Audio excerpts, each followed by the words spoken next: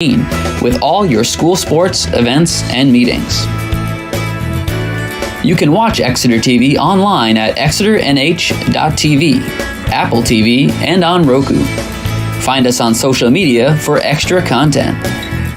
Subscribe to our YouTube channel and hit the bell to get notified about live streams and new content. Tune in to our platforms every other Friday to watch the Exeter Bi-Weekly Report with recaps of recent events, updates from town departments, and messages from nonprofits in your area. If you head to our website, exeternh.tv, we invite you to sign up to our newsletter to receive monthly updates about new content, upcoming meetings, and more. We'd like to thank you for taking the time to watch Exeter TV and hope that you tune in to our other content as well.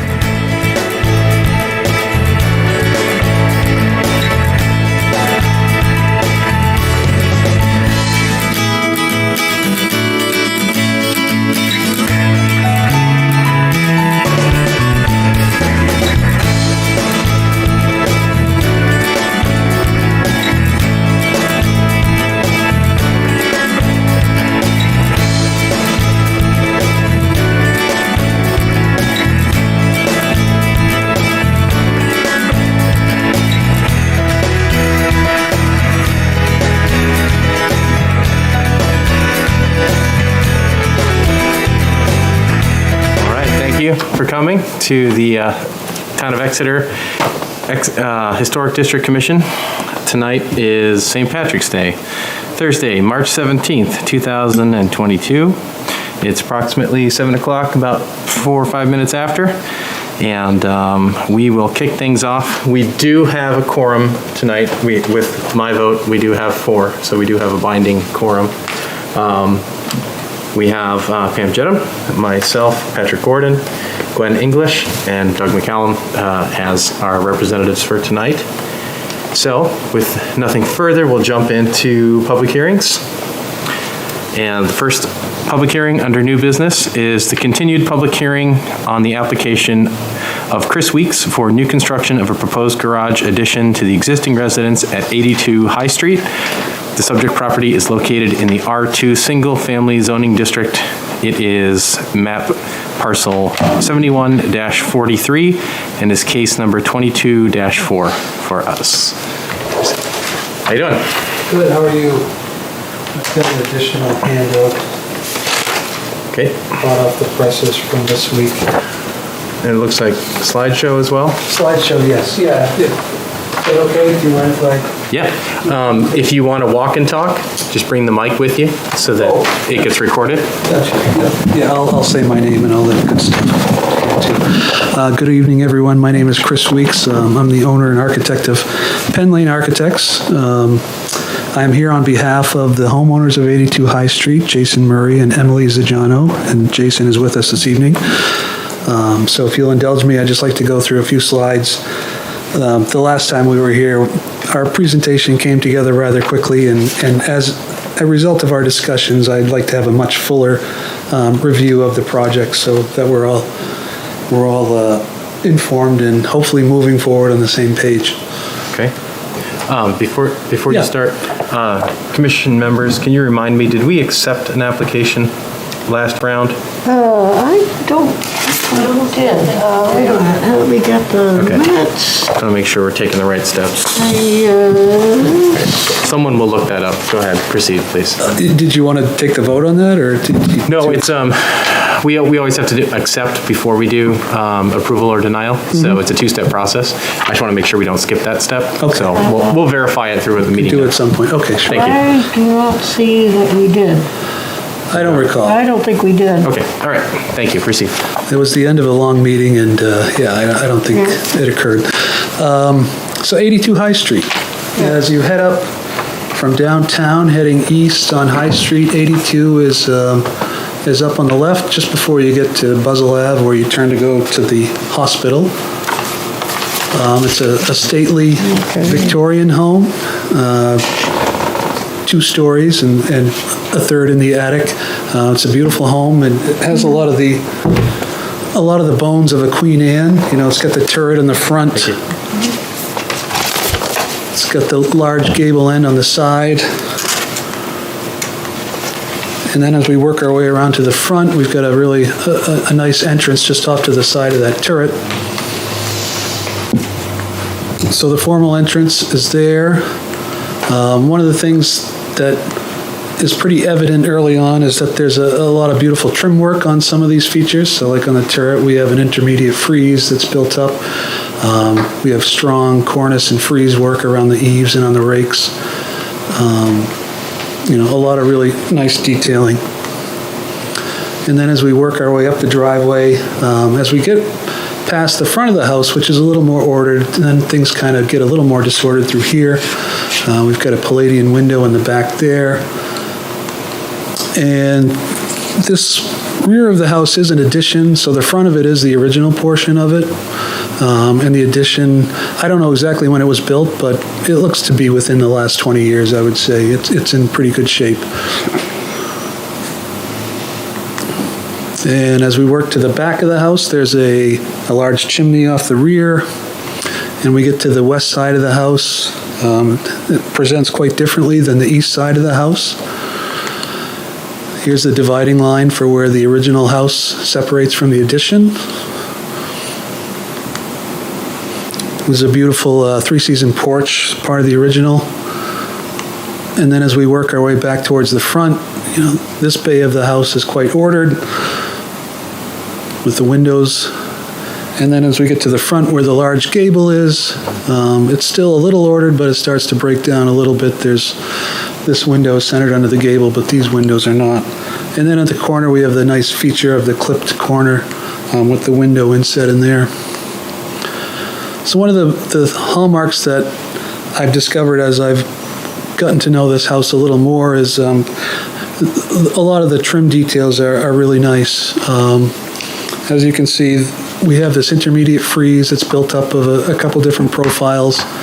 That surrounds the perimeter of the original house.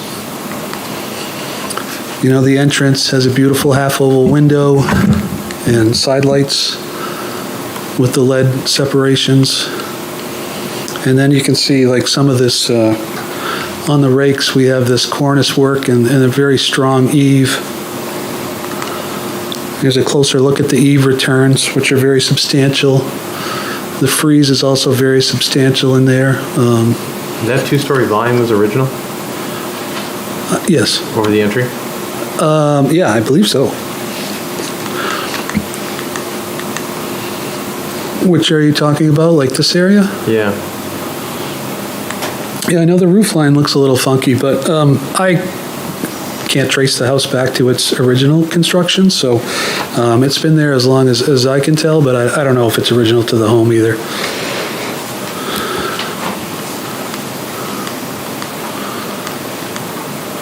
And then as we work our way around, a lot of the details are occurring here. They continue around the intermediate frieze, get the strong eave return, the frieze and the cornice work, and the original Palladian window. On the gable side, on the west side of the house, there's a reoccurrence of those eave returns and the frieze below with the corner boards supporting it. On the other side of the gable. And then this is the dividing line here, and so the original house has a lot of that really substantial woodwork, and then it starts to thin out a little bit as we work our way to the back of the house. As you can see, the cornice work on the edges here it gets a little less substantial than what's on the original house, and then on this addition, the most recent addition here, it gets very slim, and there's no more of the frieze, and the cornice is much thinner and slimmer at this point. On the front of the house where the rear entrance is, this is more evidence of the newer addition, and the very elegant, slim trim work that's occurring there. This picture I like just to see how they married the original portion to the newer construction. So somebody did a lot of work to make that return and to return some of that cornice in there.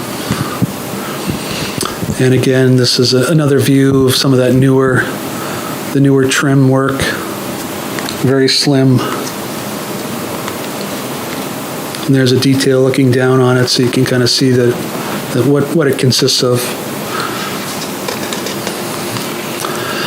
So precedents, this is, as I said, it's a Queen Anne Victorian. A lot of those have, unique features and features that might occur only once within the design, and hopefully at the end, all of these balance themselves out. Like in this one, they do have the turret heavily weighted on one side, and then they've got the scalloped corner there, and with the eyebrow window. So they're pretty interesting in the sense that they take some chances. Where is that home? This one's in Florida. Okay. Yeah, and this is and then as far as, we're looking at the garage addition, and, one of the inspirations that we took was from a carriage house. This won't be as large as like a traditional carriage house. It's just going to be a 2-car garage. But we wanted to kind of harken back to the feeling of the carriage homes. This one is probably a more Victorian style with hip roofs, a couple of dormers, and then a large inset dormer in the middle. Now to get back to local houses, this is 60 High Street here. This is a beautiful old home, and it has a detached, you could almost call it a barn, but it has enough styling where I like to think of it as more of a carriage house as well. And that's got the gable dormer in the front. Here's another house on Cass Street. It's just at the end of Green Street. So if you went out the driveway and down Green Street, you would find yourself in Swayze Park. And it's a beautiful old federal-style home. It has some of the features in our subject home. It's got the strong returns and the strong woodwork around the trim. They put a couple of gables going down that side and leading to the end where there's a garage with a single gable over the top of it. So now we're going to get to our proposed design, and I'm going to present two separate options to you tonight. And so the garage, again, we get back to the tax map.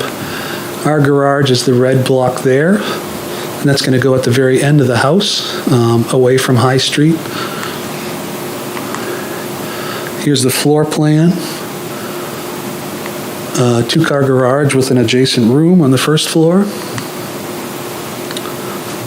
So this garage will be at grade level, so you drive in. The laundry room, we're going to make it the same level. The floor will be at the same level as the rest of the house.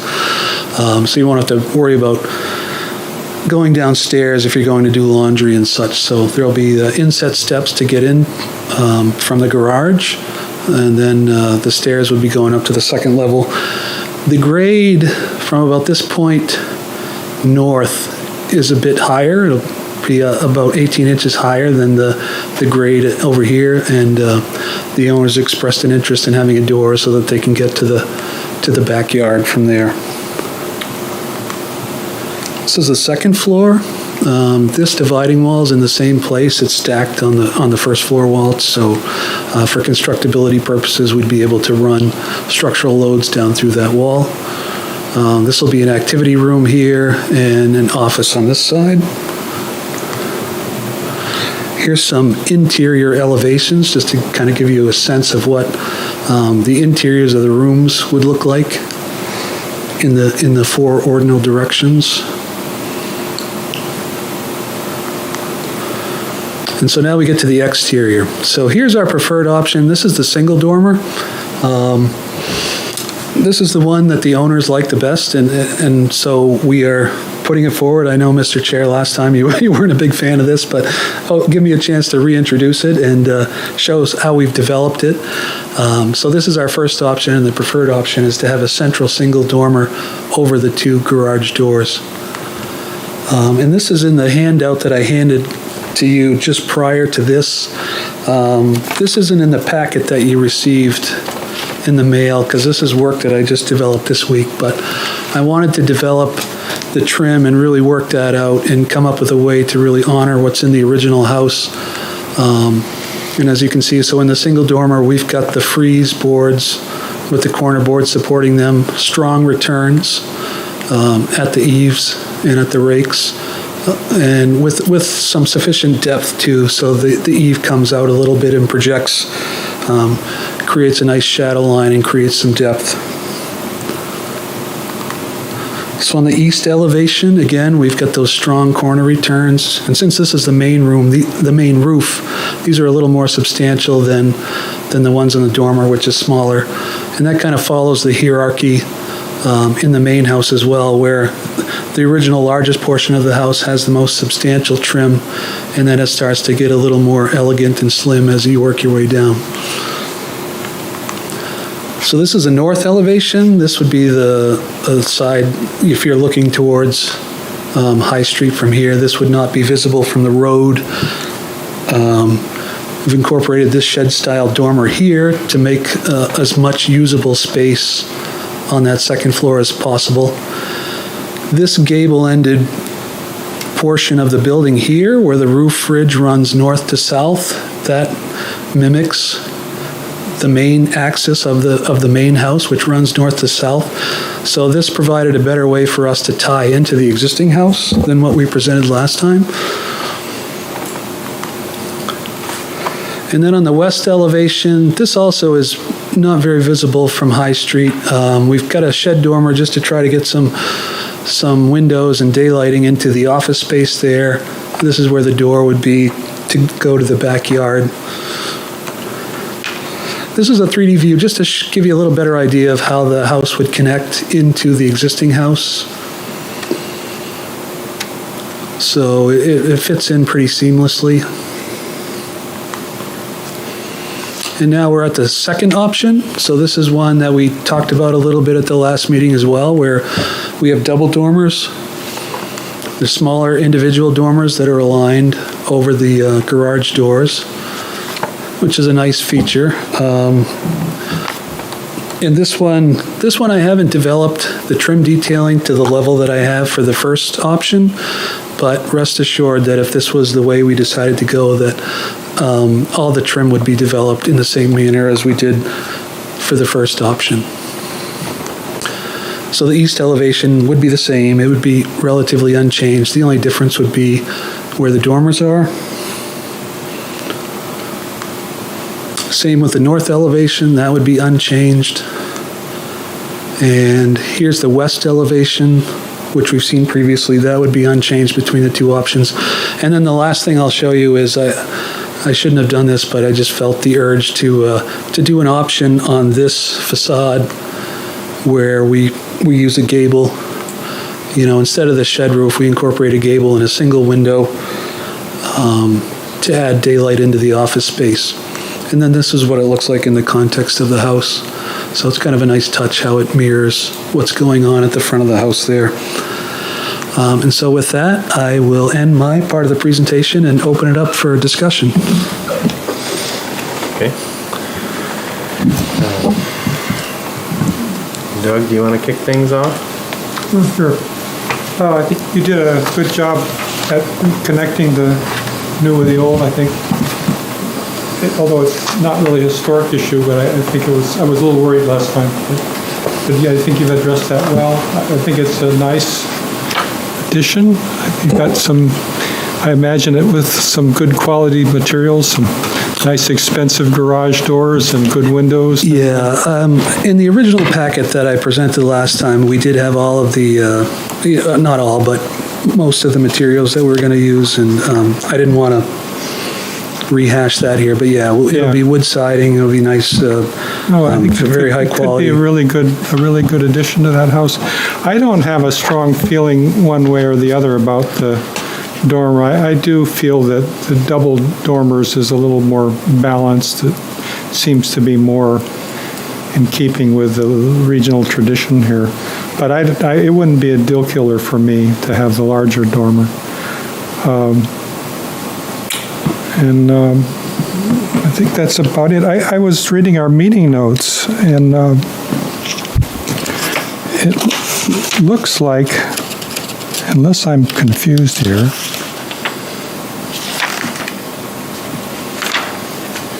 so we have, what's this one?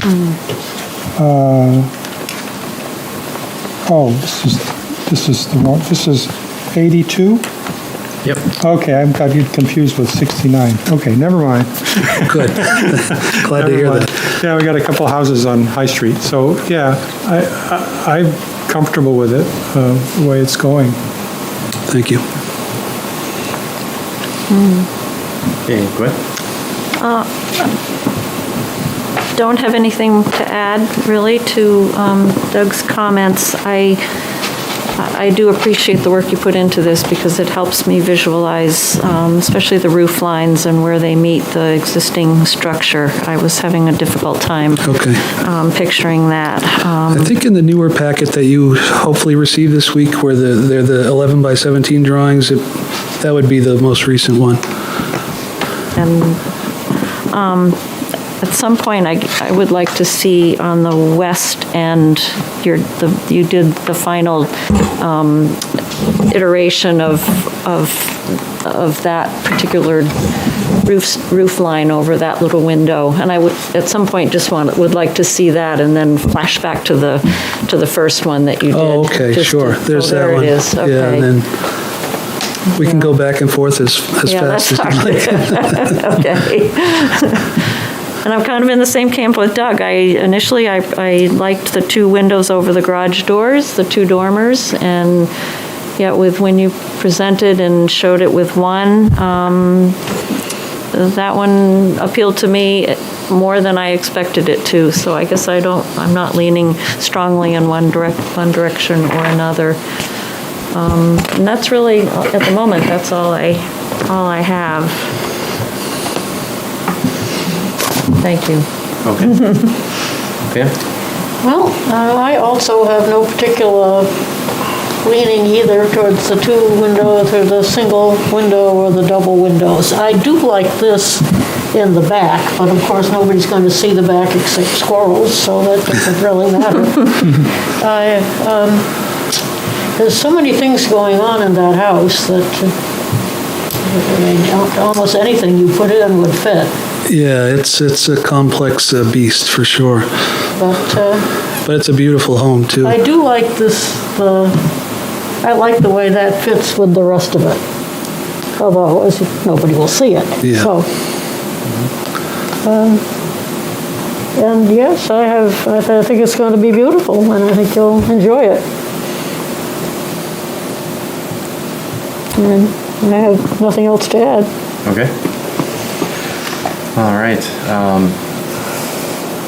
I'm still very much in favor of the two dormers. Okay.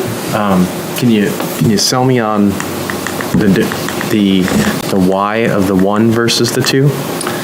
Well, the one, yeah, I think this is a typology that exists in Victorians, in Queen Anne Victorians. And this.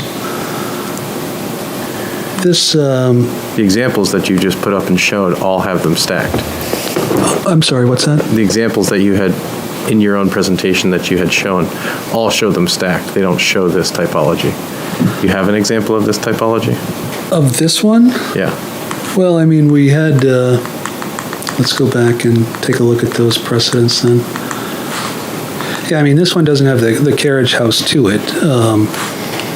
It's just, this one is pretty representative, though, of how Queen Anne Victorians, they do have one-off features, they just do.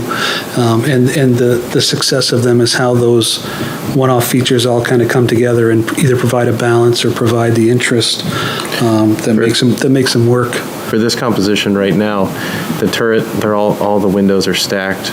There's a double window over that entry porch that has the brow that's center lined above it. It does have the scallop, but even the scallop is not taking away from the center line of those two elements over each other. So you can see the structure stacks on all of it. It visually is comprehensive. Yeah, and I would say in our preferred option, it does the same thing. It does stack. It does have a hierarchy to it. It builds up from a solid base to a point, and and I think it works and reads nicely in that same manner. Could you keep scrolling through? I thought Sure. I remembered something somewhat similar. Yeah, let's see, that's stacked.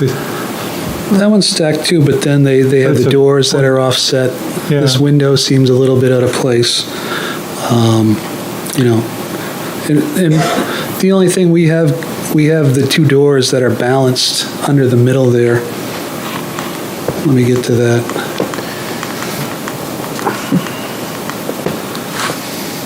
So this one, you know, this dormer is balanced perfectly in between the doors, and it's centered right in this, where this whole roof ridge and this part of the building extends out. It's centered very nicely in there, I think.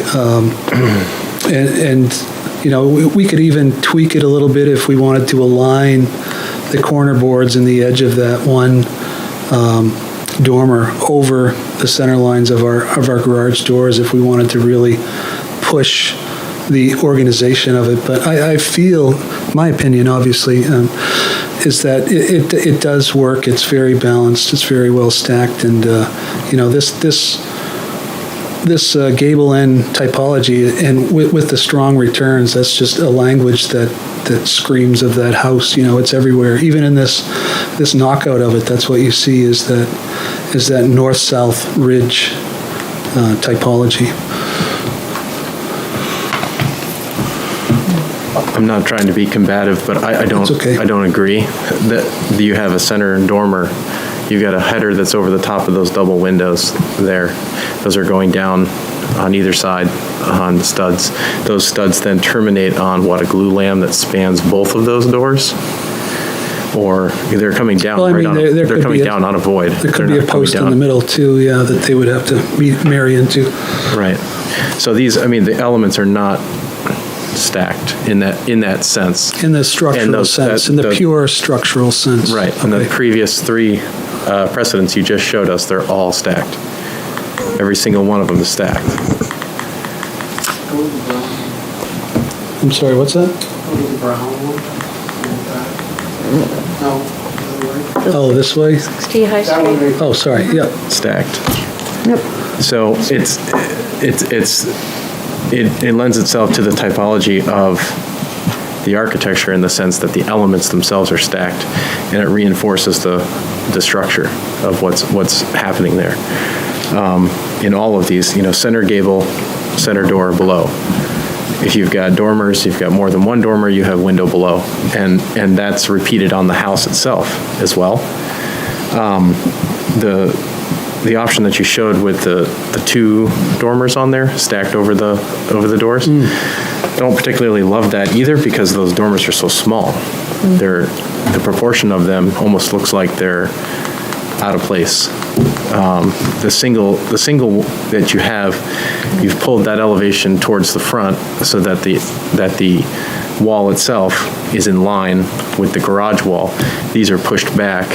These are, you know, almost vent-like as opposed to being dormers that you can walk into that would be functional. Right, yeah. So why the proportions of these being so small? Why? What was the design philosophy behind that? It was, those are mainly just, you know, it's a feature, it speaks of a traditional dormer, you know, they're not necessarily all that big, and, you know, they provide a way to allow light in, you know, they can be sort of useful in terms of usable space, but not a lot, so I just thought a couple, you know, if we were going to do two things up there, I didn't want to have it dominate by having two much larger masses up there that I think would overpower that whole assembly. Mm-hmm. I think they're a little bit out of proportion. If they were larger, I think they would look more appropriate.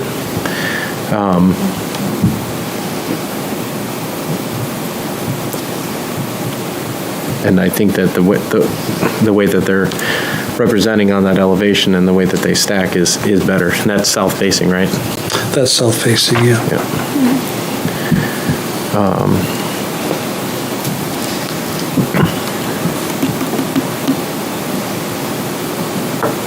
So are the walls aligned with that? Is the garage wall aligned with the dormer wall in this option? The garage, no, it isn't. It's set back a little bit, but it wouldn't be hard to align it. Oh, okay, not really by much at all. Yeah. Gotcha. And then in the single dormer too, I do like how and we could do it with this feature as well, is keeping the, not only in the same plane, but I like how it cuts through the roof at that point too. I like that feature where the roof is cut, so you have the same plane continuously from the first level all the way up to the dormer. I would agree if they were a different proportion. If they're that thin and they cut through, it's going to look Right, I agree with that. too thin. But if those were larger, I If think it it's would too look more large, appropriate. though, it'll interfere with this gutter you've got coming off on the left side. Yep. Which is the pitch of the other side that's coming back, right? It's the return of the pitch from the other side? Yes.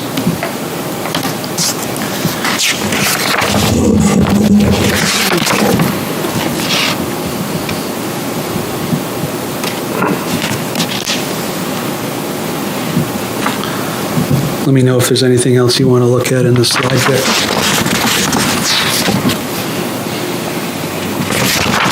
Do you have a roof plan? I don't in that package. Okay. We can look at the let me get to the 3D view, Mr. Chair, so we can hear it. I don't know if this will help you interpret how the roof connects to the house. No, that's more helpful.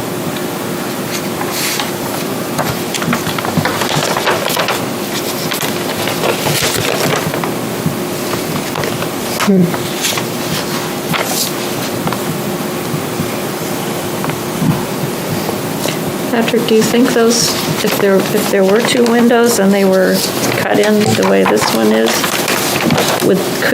given this, could they fit, or do you think it's too? Yeah, I think it could. It won't be a lot bigger. It's the happy medium between the one single large dormer and the very small ones, the two small ones. I agree with you. It's, if you had the proportion of the window that you have right now, that's the double window in the single dormer, if that was each a single and it was two next to each other, so it was it's kind of medium in size as opposed to two of those. Two of those is too big. It's not. So having a clear separation between the two, is that what you're saying? Or? If there were two dormers. Oh, two dormers, I see. Right, that were of the proportion of one of those windows, as opposed to the two windows, they would be smaller than what we see here, but they wouldn't be as small as what's depicted.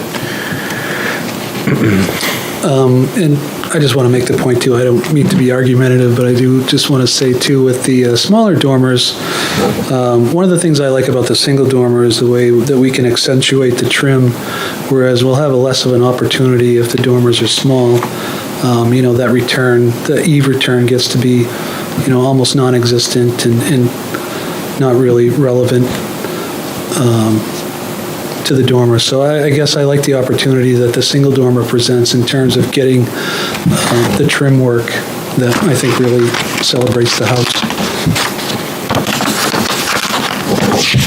I think you'd have that opportunity with larger dormers there, larger than those are right now, right? Potentially, but I still don't think to the scale that I would like. Can you go back to earlier in the presentation where you're showing the trim of the original house? Sure.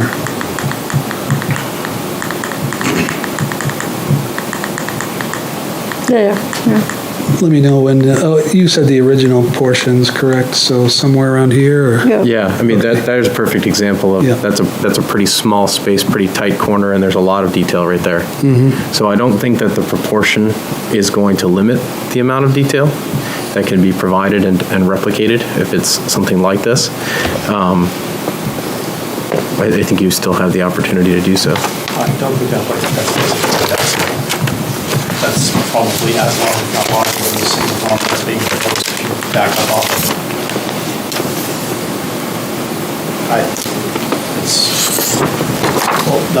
You should probably, you gotta speak into the mic. I was just saying that bump out on the right-hand side is not, I think you described it as small. I don't really agree. That's pretty large.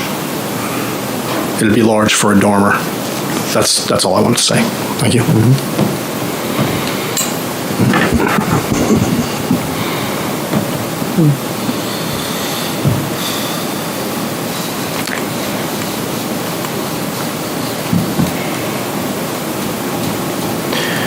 Is there a functional requirement for the single dormer versus the double dormers? It does contribute to being able to use more of the space in a more effective way, for sure. On the interior. Creates a larger, like more cohesive single volume to use.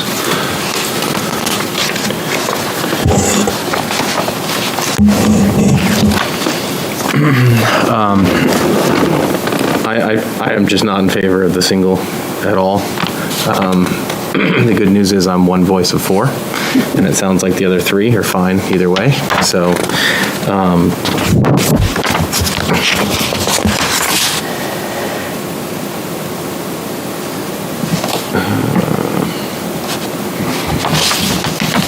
Well, actually, you lost me. How do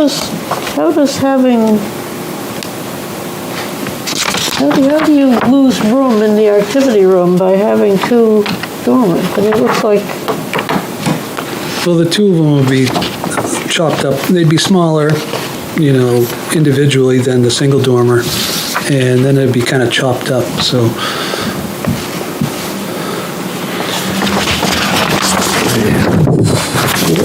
you have a section that cuts through that? well, I'm looking at A03, but, well, that's, So that our A04, this is all depicting section 2 shows 2 dormers, but that's not the cross-section. Right, that's the cross-section for the second option, yeah. But you don't have the perpendicular option to that? I don't, not in this collection. Gotcha.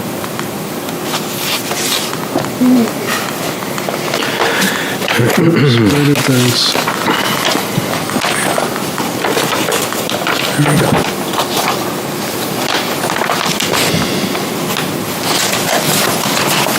Yeah, and since the space is planned to be an activity room, I could see the double dormers if it was more of like a smaller contemplative space for office or, for study or something like that. Then you have a couple nice nooks that you can go into and get a little bit of privacy. But the intent of the space is to be an activity room for the family, activities and exercising, things like that. So the single dormer does present the best way to create a larger unified space for that.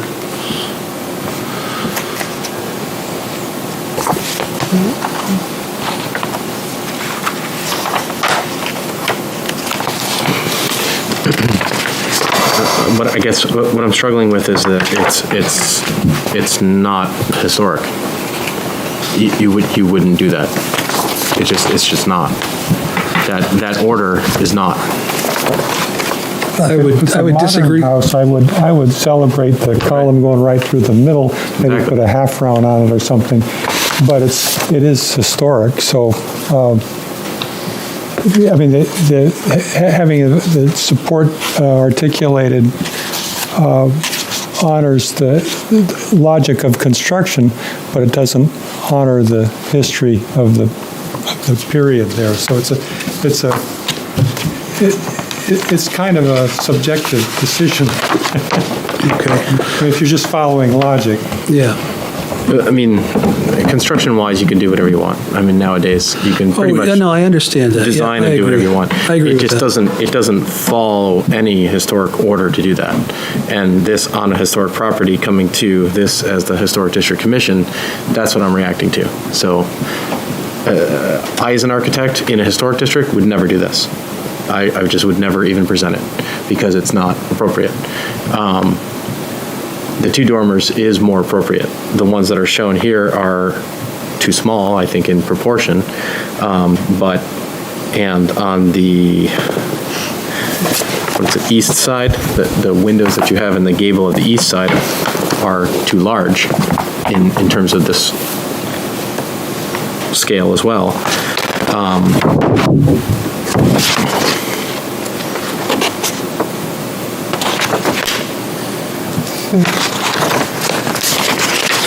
That's what I'm struggling with.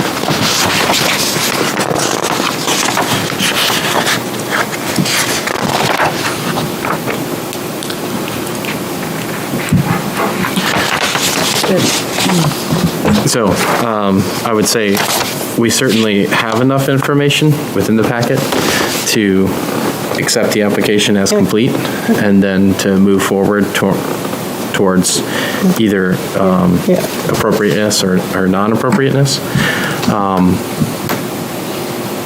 We do. I move to accept the application, which you understand is not the same as... Understood. Yeah, okay. Okay, do you have a second? I'll second. Thank you, Glenn. All in favor? Aye. Aye. All right, so accepted. So commission members, I've preached my piece. I think I'm done beating that horse. So I will leave it up into your capable hands of further discussion on that if you think it's necessary. If not, then I would call for a motion.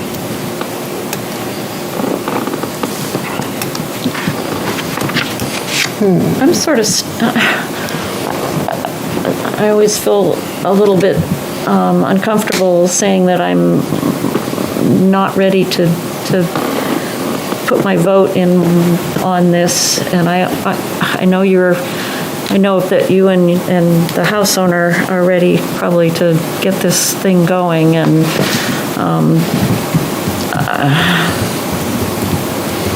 because it's hard for me to visualize. I totally understand what Patrick's saying. It's hard for me to visualize the option of having two windows centered over the door and have the dormers bigger than they are shown in this current, in this image here. And I don't know if you would be willing to, and I'm speaking for myself, I'm not speaking for the board, I don't know if you would be willing to draw those and come back, or, I mean, I know that's not what you would like to do, but, Correct. but I just wonder, it would certainly help me see what they look like and see them, one without them cutting through the roof edge, and then one with them as it's shown here, but with two dormers. Can you go back to the original house slides again? Sure. Just to wrap around that house. Yeah. Ooh, that's the trim. Do you want to look at the whole house in its entirety? Yeah, Okay. yeah, that'd be great. We'll go back to the beginning then. Okay, yep. Keep going. Yes, please. Yep.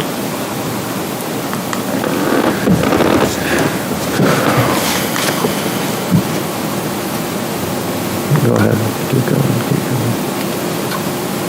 Keep going. And then wrap to, okay, right Oops, there. sorry. Go back one. Go to the three-season porch elevation. Sure. Okay, right there.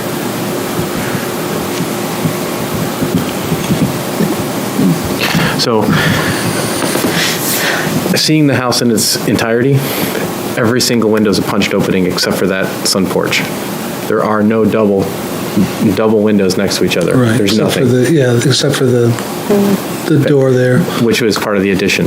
It's not having the two windows next to each other like that, with no center separation or anything like that, it doesn't exist in this typology at all. And Not in this particular house. No, and you're doing an addition to this house. So that's what we're trying. I'm not trying to be combative, I'm not trying to be argumentative. I'm saying if your precedent, if your example is the home that's right there, you're doing things against the grain for the example of the typology that's right there. So you would say just the two windows is against Yeah. the typology? Yeah, and that's making your single center dormer that large dormer that's there. You know, if this home was, you know, early 1900s, I assume, something like that. 1890s, yeah. 1890s, so that it's likely it was all weight and pulley, right? You had separation of, if you did have windows next to each other, they had at least 8 inches because you had 2 pulleys going next to each other, up and down, weighted. And that's not anywhere here because Victorians are usually punched openings like this. The turrets are all punched openings, everything's punched opening.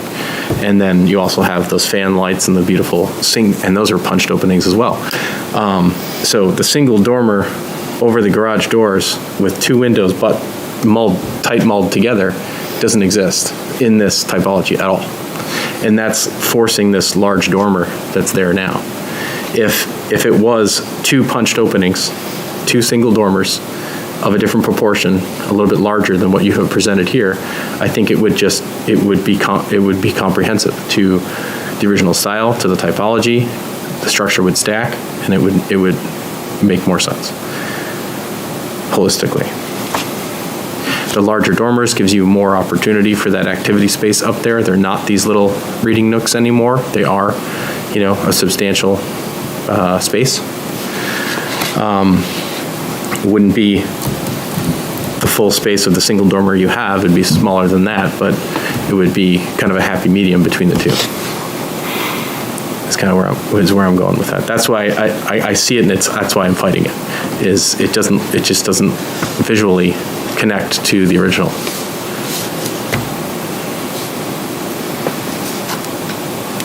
Is that line of thinking out of line, or? Yeah, I don't know if I don't know if I necessarily agree with that, but I know you have your reasoning and you're very grounded in it. That's okay. So I guess then... Not only the house, but every precedent you showed us has punched openings. None of them had tight mulled windows, which is forcing this large single dormer. So it's not. I wouldn't say it's the not windows, within the style. What you've presented is not within the style. Right. I mean, the windows aren't what forced the large dormer. The large dormer was the beginning of that, and then just providing the appropriate daylight into the space and the double window. You know, I have seen that in other old buildings, and it looks nice. So, I mean, that's where I'm coming from on that. I'm not trying to, be argumentative either. That's just where my experience is. Gotcha. Okay. Well, I think I've spoken enough. So,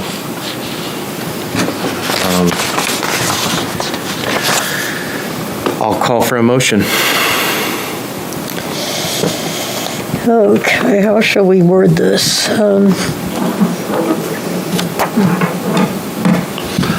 Do we want to try for another conditional acceptance? Well, if we're making any conditional acceptances, then we have to present back to the applicants what our conditions are, and if they accept them, then we would move forward. Yeah. So what would be your condition?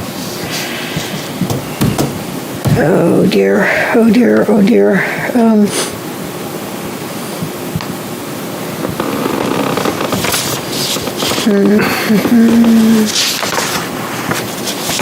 While Pam's contemplating this, can I ask you a question, Patrick? You mentioned the side windows? Did you say something about those on the end, on the east end? Yeah, I just think they're too large for that gable end, but I think that's a lesser Okay, I just was issue. interested to hear more about your feelings on those. Well, could I make a motion that are you still working? No, I'm just wiggling my fingers here. No, I don't see any resolution here, so I'm just going to say we will approve the 2-dormer concept and approve that one. That's listed as an option in the packet right now, yes. Yeah, So- no, it would be a condition that it's not an option. Right, if you didn't care for the proportions of it, or if Yeah, you the wanted proportions that somehow is changed. still adjustable at this point in design. But it seems like the committee is not comfortable with the historicity of Is that a word? It's a good word. Yes, it is now, yes. That particular concept, although I think functionally it has some advantages, but we're a historical board, so that's the way we have to go. Yeah, any thoughts on that, Jason, in terms of the two dormers? I mean, I didn't think I was going to like it as much as when you showed it, and if we could tweak the proportions, I think I'd have to see it, and I don't think it would ruin the functionality of that space. So I think you can expand them towards the middle and get the windows bigger, and I'm sure you can do something good with it. Yes, From that single dormer right now to where that roof pitch is, that other major roof pitch that's coming in, Yeah. I understand that's your conflict point. But you do have some room there to move it to that side and then working off the center line. No, I understand, yep, you're right. So it's not, we're not trying to force a different, Yeah. So it sounds like we could be open and accepting to the two dormer concept. You know, in a way, in terms of light, you might actually get better light. Here's another one of these. More Room dis- if yeah. the windows were pulled further apart, particularly if you could get it to the same size, the windows. You have it spread around the room instead of focused in the middle. Right. It's actually the reason why I like the shed on the backside better. Yeah, agreed. Well, I've also seen features where you have a double dormer and then there's a little shed in between with a little row of transom windows like in Oh boy, it's a downhill slope from there. yeah. So that was your motion. That's my motion. You've made your motion. That's- Yeah, you articulated that. Okay. Okay, what's your motion? I didn't hear the whole thing. We approved the two-dormer concept, allowing, encouraging larger windows, maybe wider dormers to the extent that they will fit that space. The two dormer, encouraging larger windows. Yes. Okay. Yeah, we would do that for sure. Double dormers. I would second that motion when and if. You're ready. And if you want to hear from the contractor, he hasn't had a chance to say anything yet, but Bob, do you have any thoughts you want to share? Or? We get some evil eye over there, it looks like. We'll put him on the side, we'll come up there. Just a couple, I guess. Great. Construction-wise. Work this thing. Go back to the Oh, double dormer. it's the little arrows back and forth. Yeah, there you go. So this trim detail here, okay, I've done a lot of historical work. I've done a lot of work in Raleigh with the Historical Commission down there with Sarah Burke, and restoration work with Richard Irons and things like that. You know, the Whipple House, and I've worked on some pretty old buildings in Newburyport and around the area. So the trim work here, that pigeon roost, we call it a pigeon roost in construction. And it's exactly what it is. You know, pigeons like to sit on it. That critter right there is it's over 2 feet long. It's probably 26 inches. Okay, and sticks out a good foot off that edge. So that one little detail there below, okay, so you have a 1x8 on the bottom, and then probably goes to a little bit bigger where that capital area is, and then it's got some band molding running around it. So that area right there is probably 16 inches, okay? If you get to these dormers, okay, up there, this one's pretty substantial, okay? So that's about the same, and they all have a proportion, and when I build these things, they gotta feel right. There's no real set gizmo to them. So going to the drawing that Chris has here, I did some quick math. Okay, there's the double dormer. On the double dormer, you can certainly get the trim detail and the, proportions to go quite well on it. And I think it needs to go a little wider and be centered over the two garage doors. Okay. Last time I was here, I think somebody commented on that, you know, a new product attaching to an old house doesn't have to exactly match 100%. It's supposed to show that it's in a newer age, but mimic some of the old stuff of the old house. That's 100% incorrect. Okay. That's what we didn't never try to do. Okay. We don't want to try to mimic anything with something that's close but not that. It's Okay. either black and white, or it's white on. All right, maybe I misunderstood, and maybe that's why I'm remembering, something to that effect. So if you go to the double dormers, where is that one? Okay, so if that window is a 30-inch window or a 32-inch window, and you have clapboards each side, probably 8 inches, and then you run into, we have to use 2x6 construction. Those dormers are going to be 2.6, 1, 2, another 3 feet, about 5'6". Okay, and if they're centered over the 9-foot garage door, you're going to end up with 5'6", about 1.5 feet on each side, and I think what's going to happen, and this is just my opinion on it, is that dormer, when it pulls forward to line up with the wall and becomes a 5'6" opening with detail and trim, it's going to end up like crunched into that little roof line coming down. So it looked like an upside-down W? It could, So, I mean, the vertical part, it's going to be a little tight there. So I think one of the things that, Chris has to do, I'm not opposed to the 2 dormers or the double dormer. I think that one of the things to get it to go proportionally is just that you have to be careful on the size of all this stuff going together. Because I'm going to be up there putting trim work on it, and I don't want this trim work being so confusing and so detailed that it actually becomes lost on the face of the building.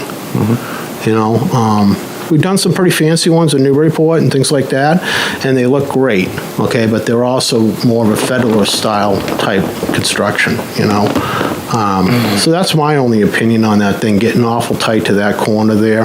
Are you gonna gutter that? Am I going to gutter it? Is it designed to gutter that? That's or- an option for a homeowner. I'm personally against gutters 100%.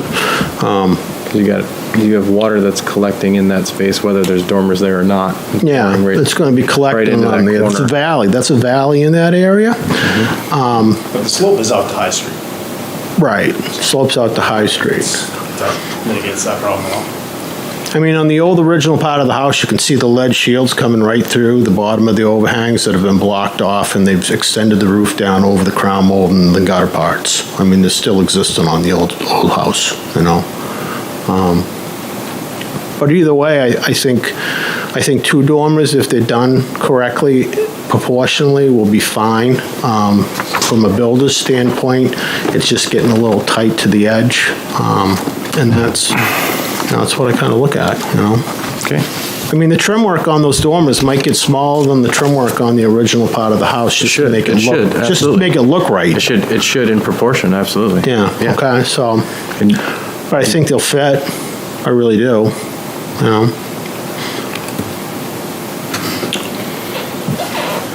Okay. Okay, does that change your No, I don't think so. Motion? But basically, he said he could do it. okay. Does that proportion look correct? There would be 2 of those.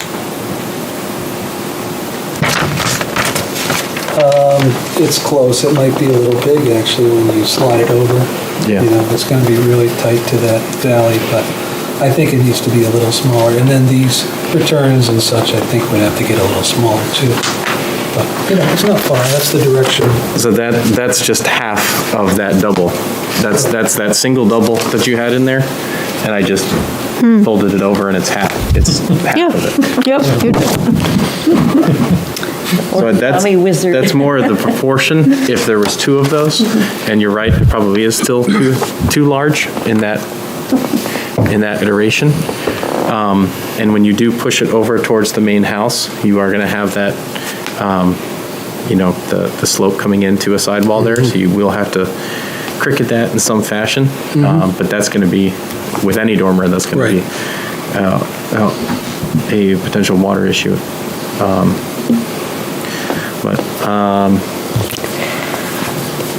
Doug, your motion on the table right now is We accept that. conditional on changing the proportions of those?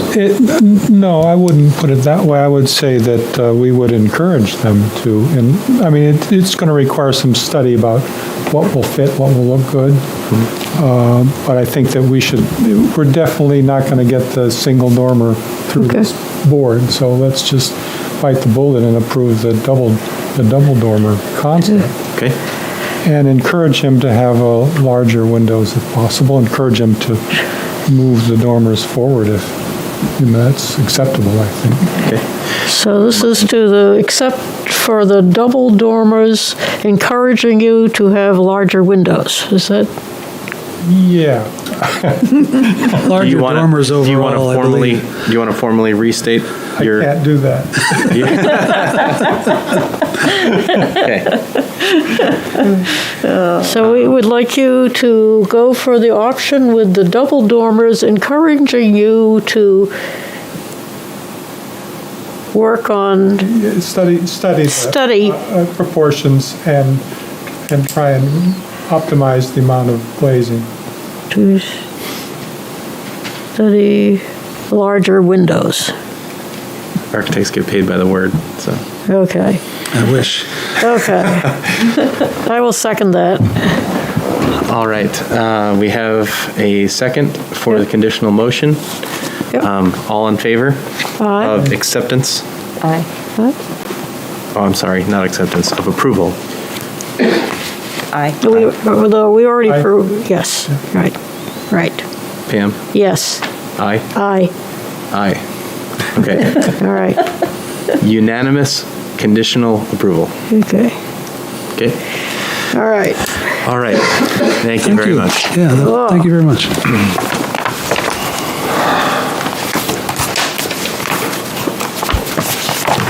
You don't have to take this, but would you care to take this? Recycle. Alrighty.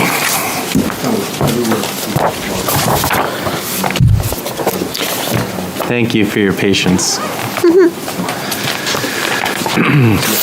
All right, moving right along, we have a request by Edson Barbosa. Thank you. On behalf Thank of you. Exeter Realty Trust for a preliminary consultation regarding a change to an existing structure for a proposed ADA acceptable entrance conversion at 154 Water Street. The subject property is located in the C1 Central Area Zoning Commercial District and is tax map parcel 72-224-1. We do not yet have an application for it. This is just a consultation meeting, so Yes. thank you for Good coming. evening, Mr. Patrick, Edson? members of the commission. I really don't know the name of each one just yet. You don't Hope have we our. can get a okay. relation so I can learn that. But We should have name tags. Oh, you guys don't have your name tag. That's okay. I really didn't know exactly how to apply for the commission. This is my first time in town doing Okay. this kind of application. I've been working for Hampshire Management, which is the real owner of the 154 Water Street Realty Trust. So, I'm sorry. So basically, I'm kind of excited to be here with you guys and, have my experience here. So basically, the company that I'm representing, of course, they have been, in town and they love to be here and they wanted to take more business. But the thing is, by just, learning the situation, since I worked with them for over 10 years, I kind of got to know what is the challenges are for when you have a tenant that occupy a kind of a large space and they want to shrink based on economy, So basically, I came here to see what's happening, how we could split this space for this tenant, which is about 4,500 square feet. And they wanted to have kind of like half of the space. So looking at the space, I found that is a change of elevation in some part. So basically, of course, if you go in that place, I don't know if you guys are familiar with that, but the elevation change kind of like sits in the center of the building, which is not front to Water Street. So basically make that a little bit difficult to rent and so on. And the only accessible means for that entire space is from the interior of the building. So if you go from the interior of the building all the way around, when you get close to the entrance of the Citizen Bank, on the left side, you're gonna see the accessible entrance right there. And that's where they put the reception desk. If you look at the building, you're gonna see on a corner, there is an access from Water Street, which is kind of like a 16-inch higher than the sidewalk. So that cannot be used as a other accessible entrance. So I believe that's the reason why they put the reception in the back instead to put on the front. So now we have a challenge. We need to comply with this tenant to give them the space they think they could be handling to keep their business moving in town. And we wanted to help them. And of course, on the other hand, we have a situation where we have to make the other space, the space that's left from them, to be also accessible, so that becomes, I would say, attractive as a retail space, since this is in the front of the building. So I came across the situation, trying to learn means to make that happen, and I found that on a center street, the very far end of the building, you have that like about 5 windows on that side. The very far end, the last window, it's kind of a leveling with the sidewalk, which makes things kind of like possible for us to convert that window to an accessible entrance. So wheelchairs would be able to, roll in and out from that space, which could not happen from the back. Because the back, even though there is access to the back space that is part of the division, that back space to the front space have this different on the elevation of 16 to 17 inches. So basically, if we wanted to do the back entrance, use it as an accessible means for the front space, we would have to put inside of that space kind of like a 15, 16 inches ramp on the inside, which takes a lot of space. When you're thinking like, 15, 16 inch by 4 inch wide, we're talking about taking at least about 40 square feet from the interior of the space to accommodate a ramp in there. So that's the reason why we propose it, to make that last window, convert that as an entrance, because that window is away in the dimensions. The length over the window, it's away in the dimensions that can accommodate a door size that complies with In the width? other. The width? Exactly, Okay. exactly. So basically, I was thinking, wow, seems like a good way to go, because even though in the future, if we wanted to split that space in 3, we still have 3 accessible space. Can you bring the microphone with you? And I'm curious about the existing floor plan right now. Can you show? So this is the floor plan. I really don't know how that works, sorry. Oh, you can just pull it I off. speak loud enough, I believe. You can just pull it off. This will probably pick you up as well. All right.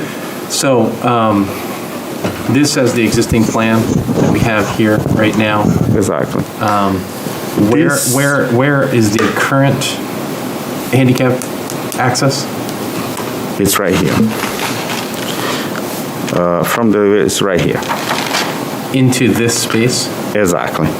That is coming from here? Exactly. And there's a second. So is this one tenant, this is one tenant, and this is one tenant? Let me make that very clear for you. This is one tenant. Okay. This is the hallway. Okay. This is another tenant. This is a completely separate. Okay, so this is here this is is our shared. one tent. This is shared space. That's a This common is space, the yes. Vestibule right now, That's a common area, yes. Okay. It's a hallway.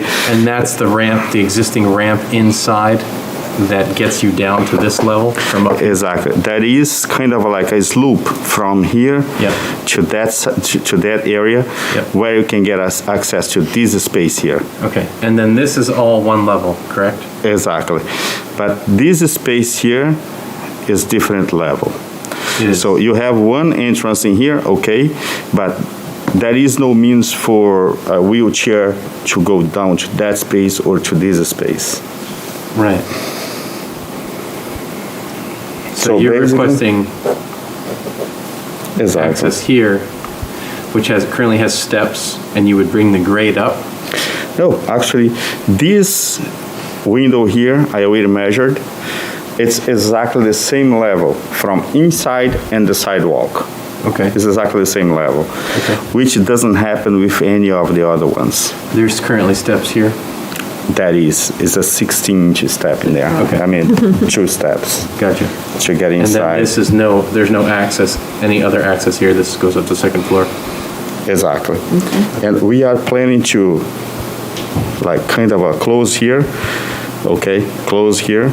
So we would have this space here and this space here joined. They are already joined, I mean, from using this space here, they are joined. But as right now, they are not connected here. So basically, But these are different levels. exactly, like 16 So if inches. you did different. open this up to connect these two, you still have an issue inside the building? Exactly. That's exactly what I mentioned it. If I wanted to put a ramp in here, that's gonna be a really big, Yep. I would say, kind of like somehow considering that you just use the ramp for accessibility, I would say waste space that no tenant would be But you do have okay access to pay here, for that. Yes. and you have access here. So this could mean, remain as a could be change closed. in elevation, and you still have a means of means of, A reasonable accommodation. Yeah. Yeah. Actually, this is what we're proposing. So we can have the accessibility for this area here, which could be like any sort of I would say, retail store, and so this, but you're assuming that this is the same tenant space? These two? exactly. I'm gonna guess that this proportion, in terms of percentage, is too small for this to be one tenant space, because if you have to provide a certain square footage of the total to be handicap accessible, correct? That's the point. Since this year I already have accessibility, whoever needs the accessibility, instead use this door, would use the back door here. Okay? Currently, yes. Yes. So basically, we were talking about like, okay, what about this? We don't have any interest yet, or we didn't decide, how we gonna approach that. But the thing is, if the tenant wants to have this, I would say half of the space, this is the area that we can take from the tenant because he already have his structure just already mounted in here that can attend his business. I'm not sure Yeah. if there's a size that is allowable to not, in a public accommodation, not have accessibility. I think they've got to provide some kind of accessibility somehow. For the total square footage? Yeah, I don't think that's right. I didn't know if there was an exception for historic preservation, or historic. Well, yeah, and you're also dealing with a state building code here, not just the ADA. Yeah. And the state building code follows A117. So you have some slightly different requirements there, but, yeah, I think it'd be wise anyway if you have a public eating space. Was it going to be a restaurant? This area here, Yeah. we don't know yet. Oh, We okay. still don't have any. Well, if it was an office, it might not be an issue, yeah. Yeah, but that's It's the point. I think it's just a Considering- tenant space to be Yeah. improved. Yeah, Yeah. Fitted out. yeah. So right now, this is separate, right? This is at a different It is. level. It is So different that's level, yes. separate than this. Right now, there's currently access in here, down this ramp, and into this whole space. Yes, and that is also from here to this space here. Okay. The But bar made me think it was a restaurant, but is it still a restaurant on the other side? here, it's a brewery company. It's like, Oh, Yeah, that's Czar. Okay. yeah, it's kind of like a bar. Yeah. okay. Yeah. So, but now the thing is, okay, when you're talking about like, even though that is a large window here, nice, so make that kind of a look, retail space, you know, we cannot like just offer this entire space here as a retail if we don't provide the handicap entrance in there. Right. You know, and for the perspective of the real estate in terms of rental, there's a significant loss when you decide to rent this space here separate, because that would not be considered as a retail, but only an office space. Yeah. And that is a kind of like a huge difference on what you can make from, you know, renting that as an office instead of a retail. While when we connect this space here, you know, it's much more profitable from the real estate perspective, as a matter of fact. So and you said that the masonry opening that's there now for that window It is a window. Is an appropriate width to accommodate an Yes, it accessible is. door? With Perfect. the jams and everything? Exactly. Protection? What's Yes. What's the masonry opening right now? It is 40, Jesus, I think I put in there. 40 inches? Okay. 40, no, it's more. I believe it's 46 inches approximately. About 46 inches approximately, yes. Considering like a brick to brick. Yeah, okay. Gotcha. Okay. So my only concern is, have you evaluated the cross slope? Because Yes, this is rising very high from Water Street. This is a very steep slope going up towards there. yes.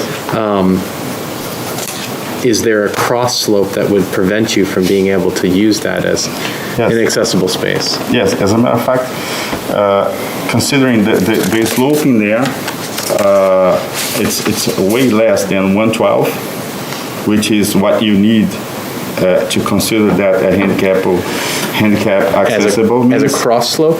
Yes, Because I thought on either side of a door, it needs to be flat. yes, but that's the point. We can't work that only like 42 inches in front of the door.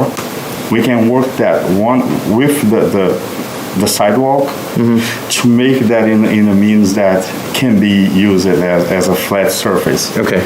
Is Yeah. this, is that currently brick? It is. Yes, I didn't think we had brick sidewalks. we do work here. We do. It's a minimal Okay. difference as a matter Then of fact. that's even better, because you can take up the brick without destroying it. You can Exactly. reorder the brick, you can put sand down, you can create the slope that you need.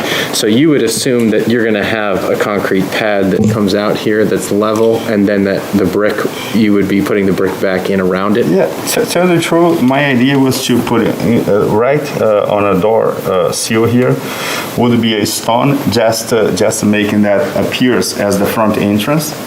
Okay, and would be all brick in front of the door. No concrete. Would be brick? slab. Would be just brick, so that keep the consistency of the view. You know? Okay. Gotcha. That'll, if it's level, it's fine, you know, it's Yep. gonna require maintenance over time for sure. Of course, And as it'll we be are doing slicker in right the now. winter. You know. Yeah, yeah. Okay.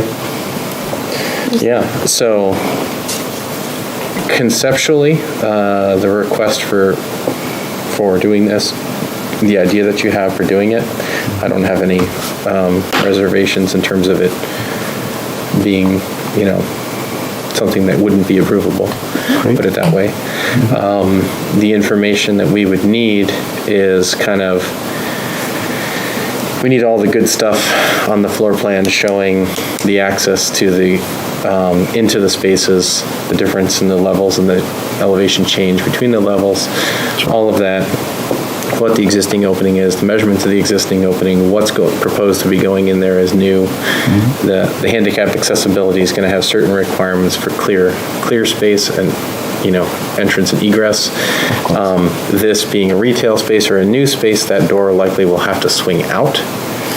So you need to look at that, because that door may, it all depends on the code, all depends on the square footage, it all depends on the occupant load. So you have to see if that needs to swing out instead of swing in, then you're going to be swinging that into the sidewalk. Here's what the code says. If that is in occupation for 50 or more people, then you're supposed to have that swinging out. But that's not the case in here. Okay. Because of the For square what use? footage. I'm sorry? For what use? I would say for public use. Okay, because there's multiple different occupancy loads depending on what the use is going to be. Because you don't know what the use is going to be, you have to make it the most stringent. So you have to use assembly, you have to use restaurant, you have to use something that has a very high occupant load to do that calculation. Yeah, but the thing is, on a restaurant, it's exactly where the occupancy, it's the preview that we make is I would say the most possible. I would say considering the square footage of this space, nobody could even go close to 50 people inside the space. And that is it's for restaurant. And I sincerely, I would say, I strongly believe that this is not designed for a restaurant, to tell you the truth. Thank you. I don't think it was either. So Exactly. what I'm saying is I'm not, I understand your point. I'm saying you have to use the highest load that it could be. Okay. So if it was, say the Chamber of Commerce wanted to work there, the Chamber of Commerce rented that space and they have it as an assembly space now, and they have a meeting in there that has a very high occupant load. So just take a look at that. It's about 17 feet wide. So basically, what can you put in there and preserve your fire egress? It's I'm not. It's not much, It's like. I'm saying please review the code, okay, Sure. and do the appropriate calculation. Well, If it has to be an outswing door, then Speaking of the code, your architect has stamped this with a Maine stamp. So that shouldn't work here. Yeah, actually,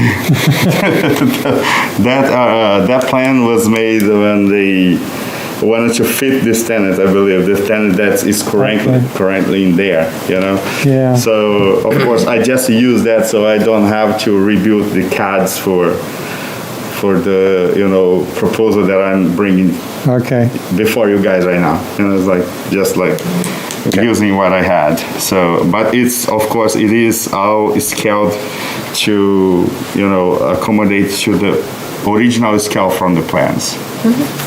Okay.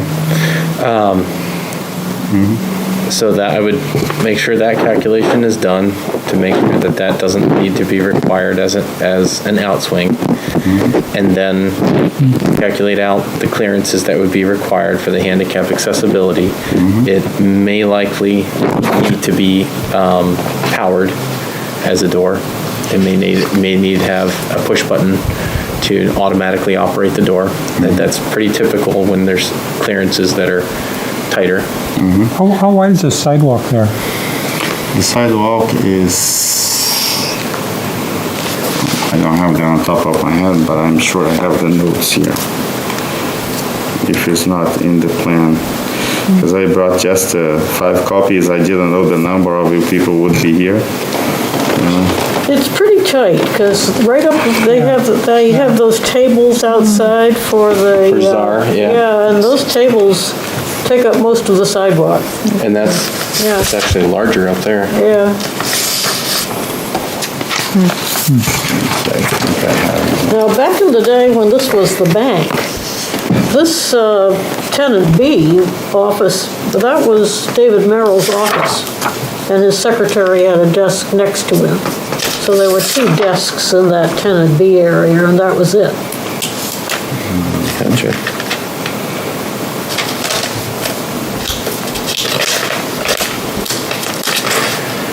Right, Center Street. I took the measurement, putting in another diagram that I have submitted to the building department. Oh, you're right, it is tight. Less than, Looks tight.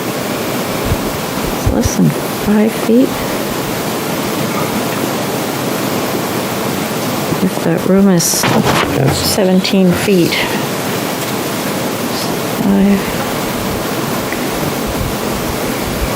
4 and 3 Yes, quarters I- feet. Don't know. Well, considering the open, that door is kind of like 36 inches. I would say it's about 6 feet wide for the sidewalk. It's about that much. So that's something I would definitely include in the application. All the dimensions of the sidewalk, the accessible path, for the public. If someone opens that door and someone comes out in a wheelchair, is there space for that person to maneuver if someone's standing right there or walking by? All of that would need to be part of the application. Okay. Now, I would say, from my understanding, and pardon me if I'm wrong about this, what we have in here, it's kind of like a hearing about the appearance of the building, considering the historic, I would say, keep up, right? The consistency of the building, right? Now, talking about what I have to propose, considering code-wise, right? Is the code to be submitted to the Historic Commission itself, or if you agree with me about the appearance and what is proposed, we are good to apply to the building department and you have the communication with them, so with agreement about what is being proposed. I don't know if I made myself understood. Yes-ish. What I'm We don't trying to find out. we don't do code compliance. You're not submitting a code compliance checklist to our commission. Okay. We are about the historic preservation and the appearance, the aesthetics, all of that. Why we're asking for this information is that if you're proposing, something to us that is a specific size proportion, and we approve that as an aesthetic, then all of a sudden, hey, this needs to be this much larger to be actually, I understand. code compliant, then, and we've already approved it, then you either need to come back to us, or you can't do what you were going to propose, because we've already approved something that was a smaller proportion. Does that make sense? Yeah, it does. So we're trying to prevent that.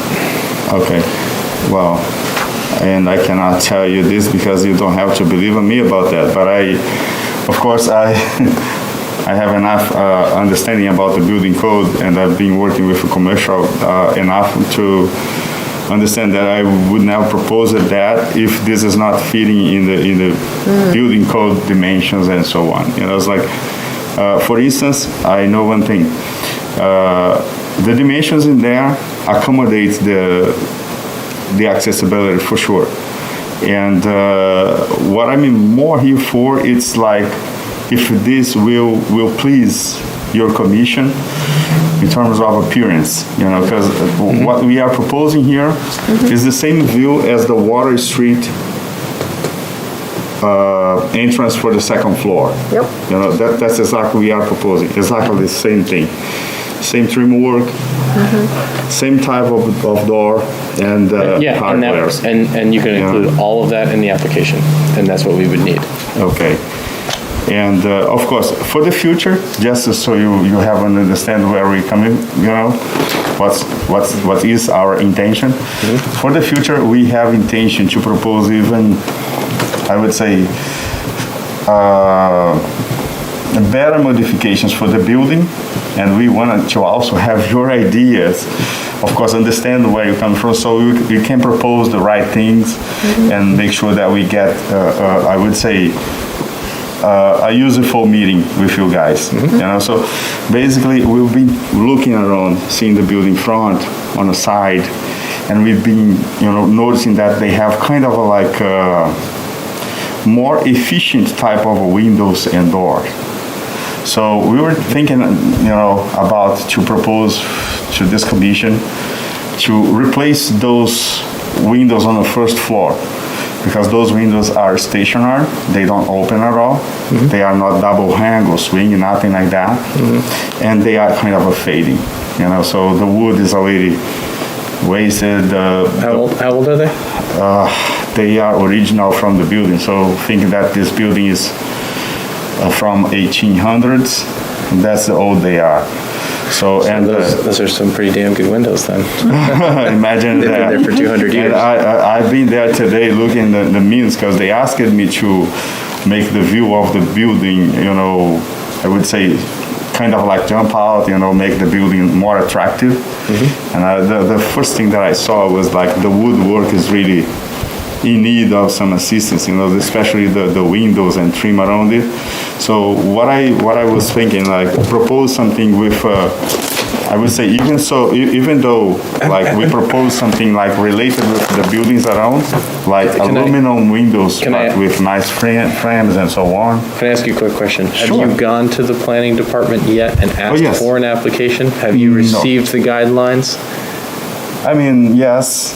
Or the link to the website with the guidelines? No. Because that will answer every question that you're currently asking us in terms of what. Okay. Is that your guidelines? Yeah, that would be Copy? helpful for sure. Okay, so there's a whole section of windows in there, a whole section of trim, recommendations on materials, proportions. I didn't know about that. Yeah, right here, the design guidelines. So this is going to be, I think, what will help you in terms of all of those questions. That would be the best place to start. Oh, okay. Sounds good. And this is available online through the website, so you can just That's interesting. find it that way as I well. have to put my glasses so I can see something. I still try to think that I'm young, but I'm gonna turn 53 this month. So I mean, a couple weeks. Well, But it's that's not- March 26th. That is not- I like that.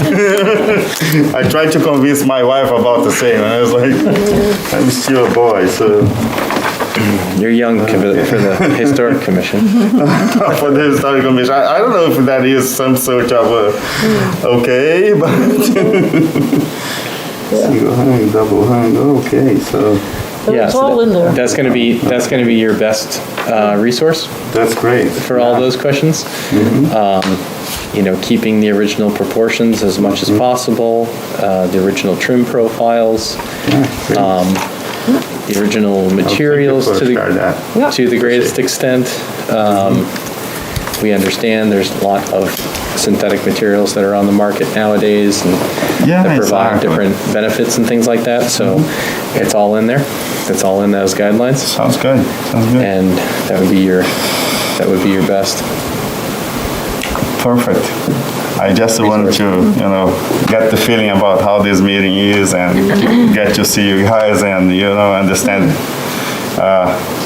where you guys come from in terms of what you're expecting from us in terms of information so we can get the project moving, so that's great. And the planning department most likely would have a complete application from a previous applicant that they can kind of show you as an example or a sample of what to submit.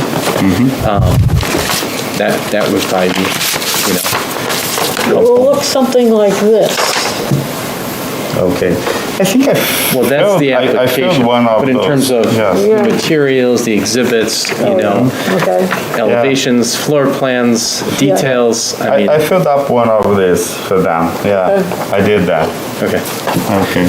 So on there, there's a checklist on the front there, and it's got all the information that we would look for or kind of require. Okay. Sounds good. Material-wise, I would say for that door that I'm proposing, is it required to be wood? Just No, no? it's not required to be wood. Okay. So Yeah. that's a good thing for sure. So We don't like vinyl, so that would be one thing to think about. That's why I don't like vinyl. Okay. necessarily. So that's something that hasn't proved to be a long-term material for these types of renovations. Exactly. So that's kind of the one material no-no that we look for. But other than that, fairly Yeah, acceptable. especially for a retail store, when you have aluminum frames, they look much better. I noticed the paint that Yeah, lasts yeah. longer, and and they have like some. Yeah, I would say architect looking door that looks really good too. So there's certainly a difference between coming up to a retail space in a historic building and having it just be clear anodized aluminum Yeah. storefront opening, doesn't necessarily lend a helping hand to the historic structure that it's in. okay. But if it was something like what you're proposing here, but it looks like Yeah, the front that door, was that's the a main nine, idea. that's a 9 light, and maybe it is a steel door, but it's painted or whatever it is. Yeah. But it has the character that kind of, Like if Is we working have with the one rest. full piece of glass, but with dividers on that, so simulated divided light Yeah. is fine. As long as you're, got it on both sides, you're using spacer bars, that type of thing, so it looks like it's authentic divided light. yeah, All of that is helpful great. and preferred. I will work on that then, make a better presentation next time.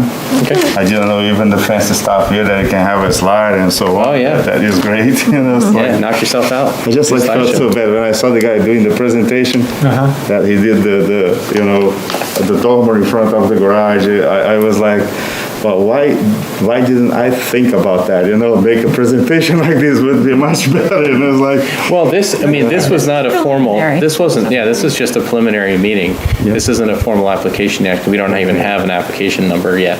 All right. So this is just a work session kind of hopefully informal. next time I will have better information for sure.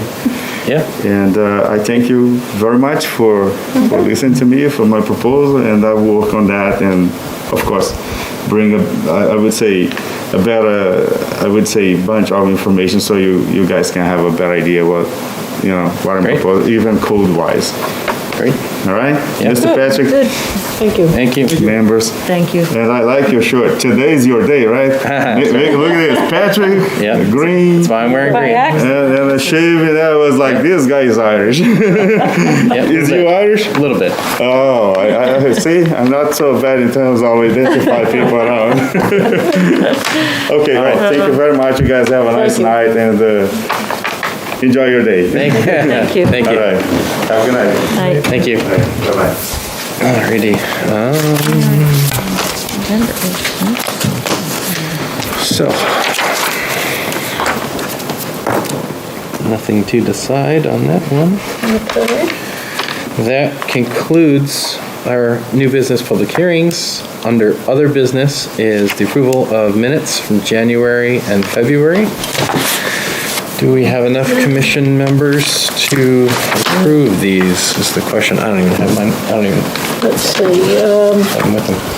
January, you have me and you and Gwen and Doug. Oh, there you go. All right, So take it away with January. okay, January.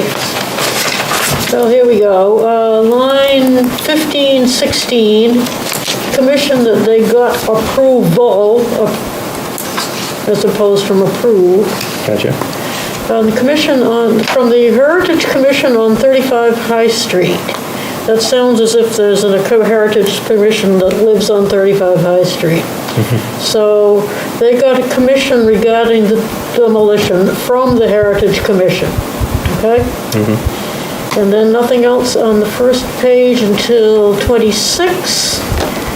David said he was asked first and foremost. Foremost is one word, not foremost. And then on line 61, on the second page, Julie said she has a letter from Stephen Mallory, Architectural Conservator of Kensington, New Hampshire, and read, period. And she had a letter from Mr. Mallory, and she read it, adding the word "it." Mr. Mallory's findings were similar. Findings was similar. And on line 67, he thinks it has been replaced with a D. It has been replaced. Okay, going over to line 79 on the next page. If this gets approved and gets through, with the demolition is to do a slight demo, and that doesn't make sense. If this gets approved, they will do a site demo, not a slight demo, and have David help them, blah, blah, blah. Nothing else on that page. Nothing on next page, down to line 161. They are going to remove the existing stained glass, S-T-A-I-N-E-D. Next paragraph, 165, removing the stairs entirely and then replacing them. Replacing them? Anyway. And down on 173, Kate said there is one in South Boston on West Broadway near the T station.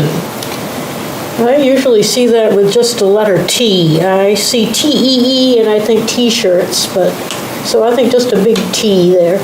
And people walk by it, blah, blah. And that's all I have for the 20th. All right. Anything else? Anyone else? I got a couple, starting from the back, go to line 188. It's Doug Sharples, S-H-A-R-P-L-E-S. Okay. Or Dave Sharples, not Doug, I'm sorry, Dave Sharples.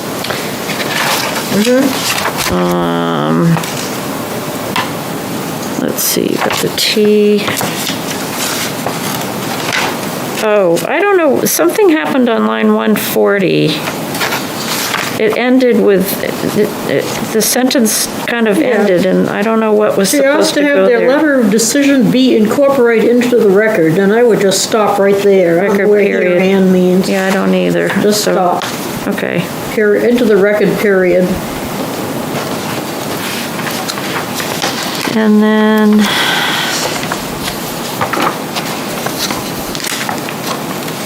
oh, maybe just to clean up line 113, end it at choice, put a period after choice, and then start the next sentence, it was, Correct.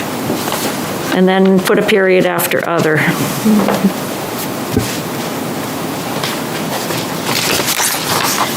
And there's something. Let's see.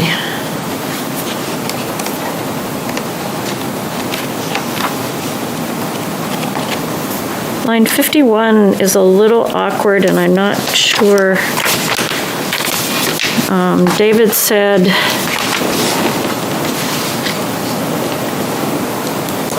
oh, I think boy. if you say, David said everything, if it has been reused, that doesn't even make sense. Yeah. Yes. David said that if anything has been reused might make more sense. That if anything has been reused. Yeah, Okay. it has been reused that, and instead of it is, maybe put, makes it hard to believe, golly, they ever had it there before. If it's not pertinent. Oof, maybe not, to just the eliminate it. approval, Yeah, just strike it. Just eliminate it, that's probably, If it's not Okay. pertinent to the approval. yeah, I think that's,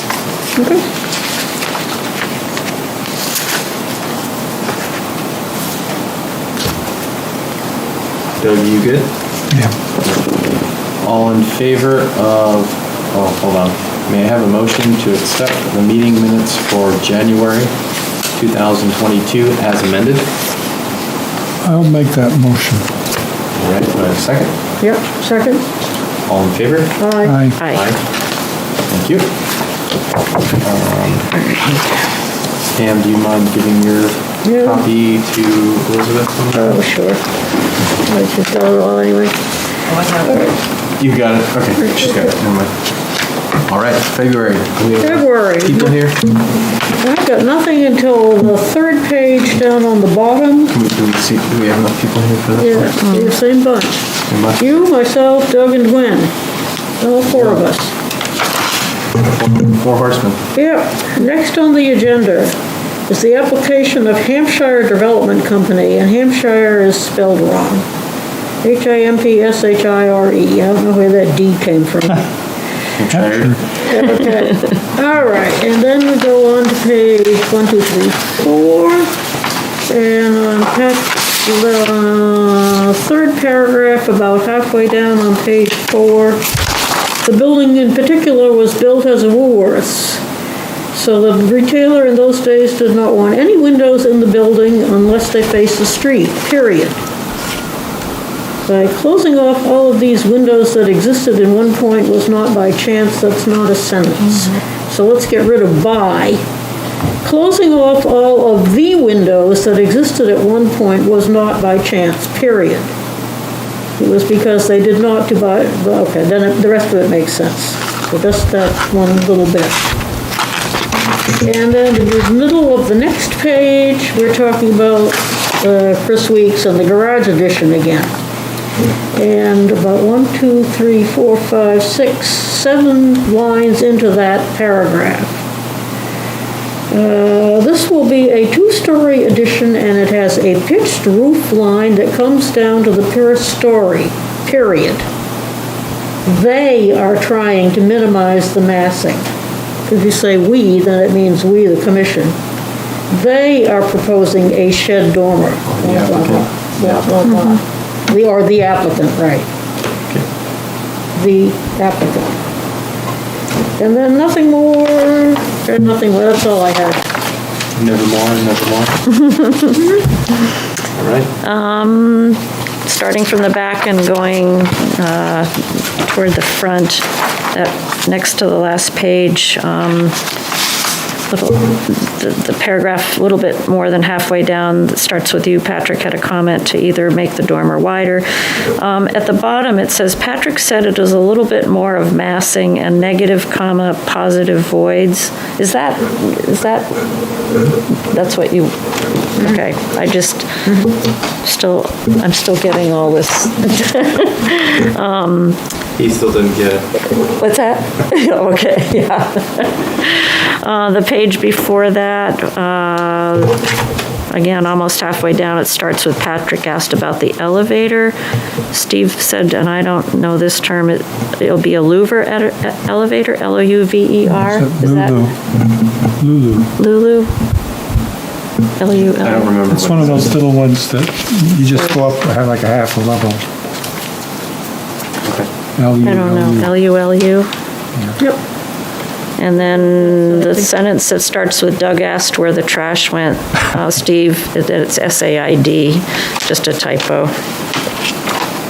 I think he was saying it, I think he was calling it a manufacturer of that elevator. Because it does go 2 stories, but I was commenting on the overrun. If there was an overrun required that would have a roof penetration. Oh, he must have misunderstood you. Yeah, I remember him saying Lulu elevator because we use those sometimes. But that would go 2 stories, would it? No, it just goes like a half, it just goes a couple steps. Yeah, it's for like an entry vestibule, right? Yeah. Yeah, okay. So. Okay. Just want to clarify.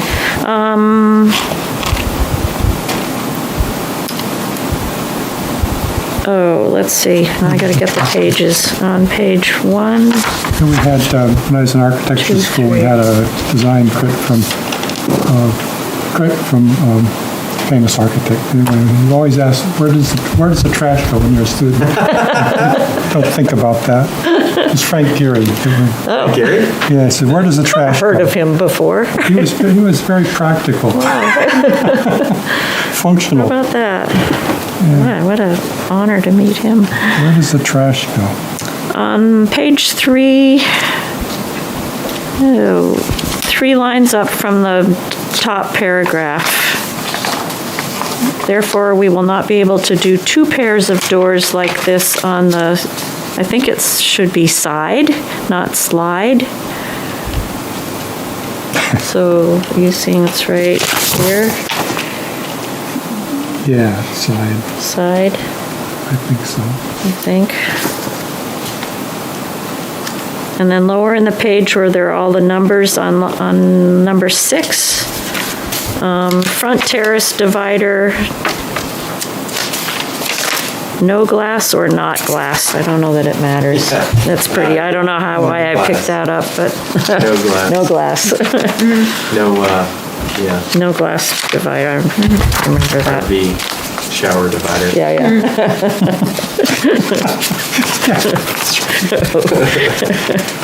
That's it. That's all. It'd be a great place for a shower. Outdoor shower. Alrighty. Well, thank you. That's great. May I have a motion to accept the February 2022 minutes as amended? So move. May I have a second? I'll second it. All in favor? Aye. Aye. Thank you very much. Approved both. We're just killing it tonight. Approved.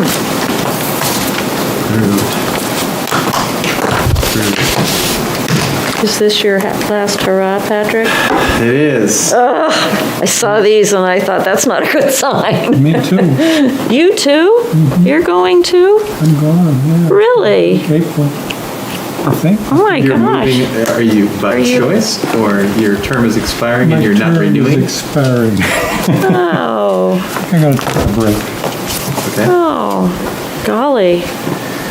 This is gonna be a skeleton. Well, there's one new member I know that was supposed to be coming, hopefully coming tonight. Are you leaving town? Yeah, It wasn't anything we said, was it? No, actually, I've very much enjoyed being part of this, Where are you moving to? to Arizona. He can't get as far away, he's getting as far away as he can. Back to, Wow. back to Arizona. I should Okay. say. Yeah, Well, you're gonna be warmer. yep, Yeah. sure. No historic commissions out there either. It's just gonna be There different. might be Gonna have in to be. parts of, some of the old towns there, Tucson, yeah. Maybe. You're in Phoenix? Is that what Well, you're doing? Phoenix, Scottsdale, Old Town Scottsdale probably, there is. I'll be in Scottsdale. But, yeah, probably have to find a Frank Lloyd Wright. planning board or something. Yeah. Yeah. Wow. Phoenix doesn't have a planning board, Phoenix just exploded. They got self-serve programs here. I don't think they have any By yourself. planning in Phoenix. From the way it looked when I flew in, it sure didn't look like it. Well, there's a planning board, How about it? that's for sure, but, yeah, it's pretty much a grid, That's a grid, giant grid. and it's huge. It just goes on forever. Yep. I really like their library. They have a library that's straight out of a science fiction book. Which one? Really? It's right downtown. It's got the Scottsdale or giant Phoenix? fans. There's a local architect. I don't remember his name, but he did a lot of, like in 80s, 70s, he did a lot of kind of, you wouldn't call it sustainable, but it was sort of in that direction. Yeah, Passive. I wish I Have to could look that up. Passive was hot in the 70s.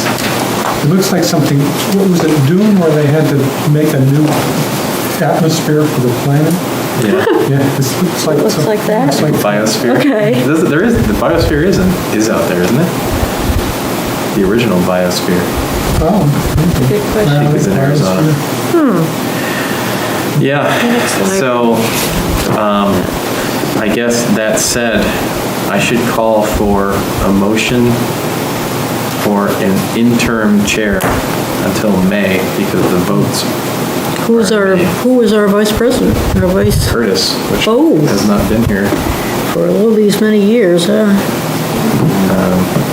Yeah, because Julie can't, I can't. That's a planning board rep. Ooh, So Curtis is vice chair, and it would be his duty right now, unless you made a motion to do otherwise. Has anyone talked to We him? haven't seen him in a while. since before he got his new job. Yeah. I thought he wasn't coming because of the conflict. That's what I Right. thought. Well, he was Actually. originally sitting behind here, and then he recused himself at the start of that application, and I don't know if you Never like what we came said. He never came back. No, he Yeah, I can't scared imagine. him off. So. I will not be here next Okay. month for the meeting. That's sad. It is sad. I'm sad that you're leaving. Oh, something good. Gosh, you can reconsider. He's leaving town, but you're not, right? Special guest appearance. Can we video chat? Can we tap into Well, your? I'm going to try and kickstart my consulting business. I think it's going to take some time. Design consulting? Yeah, probably front end, planning, programming, conceptual design. I don't want the liability of Construction documents? at this point. Yeah. To lose. So Yeah. Oh. you can dip your toe in it and not have. Yeah, I've been doing that kind of That stuff. for a sounds long good. time. Well, I guess you just have to, you just turn your things in tonight, and somebody will have to call Curtis and tell him he's, He's chair, The yeah, hot spot. at least for the next month, interim chair yeah. until May. Well, so it would be for 2 meetings, because then you'd vote on May, the next chair in. It's like that TV show where the whole, the meeting of the new president and all that Congress gets wiped out in a pond, and there's only one guy left. The lone survivor? Yeah. Yeah, exactly. Well, thank you for your service. Yes, and I wish that Julie was here and everyone else was here as well, because I have very much enjoyed being part of this commission and being a part of volunteering for the community. I think that we've done some really awesome things, so. You guys make a difference, sure. We try. And you've been a big, huge help, because I've learned a you know lot. so much about this building. It's been an educational experience for a non-architect. It's interesting to hear what you have to say and what your both of you. It's a fine line, it's a fine line between, critiquing someone's design in front of them in a public audience and Yeah. trying to preserve the historic nature of what they're manipulating. Right. Yeah, things that, there's so much that's subjective, and you need to have, you need to have those guidelines to give you some guidance in what your decisions should be, because I hate taking things away from them. I hate telling people they can't do Right. what they want to do, Right, but sometimes what they want to do is just really awful. right, and not appropriate for Or even historic. hurtful to Yeah. the values of the property. Right, Well, if we used the application today as an example, I kept asking for evidence as to why you're proposing this, and Yeah. is it to do the different option? Is it damaging the program somehow, or is it making the space unfunctional? Trying to give him Yeah. the opportunity to Some prove. some logical train of thought. Yeah, when it's, well, we could kind of do either way, well, then, right. pick one. No, that's- Chair. Everybody's like so distant from the Oh, we're kind of We don't off want anyone to hear what we're talking about. camera, although we never told you that. Well, so the only thing that would be left.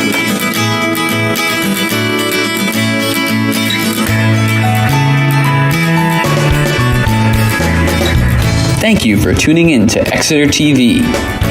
Exeter TV is the town's public and government access channels